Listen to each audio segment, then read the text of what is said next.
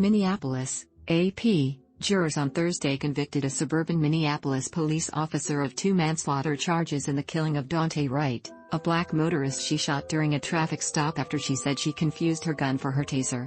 The mostly white jury deliberated for about 4 days before finding former Brooklyn Center officer Kim Potter guilty of first-degree and second-degree manslaughter. Potter, 49, faces about 7 years in prison on the most serious count under the state's sentencing guidelines, but prosecutors said they would seek a longer term. Judge Regina Chu ordered Potter taken into custody and held without bail, and scheduled her to be sentenced on February 18. As she was led away in handcuffs, a Potter family member in the courtroom shouted, "Love you, Kim." Outside the courthouse, dozens of people who had gathered erupted in cheers, hugs and tears of joy as the verdicts were read. 2 men jumped up and down holding one another's shoulders. Other people then began jumping up and down in place and chanting, "Guilty, guilty, guilty."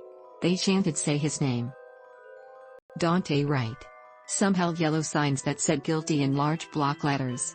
Potter, who testified that she didn't want to hurt anybody, looked down without showing any visible reaction when the verdicts were read. As Chu thanked the jury, Potter made the sign of the cross. Potter's attorneys argued against her being held with no bail, saying she was not going to commit another crime or go anywhere. "It is the Christmas holiday season," Potter attorney Paul Engh arued. "She's a devoted Catholic, no less, and there is no point to incarcerate her at this point in time." Chu rejected their arguments.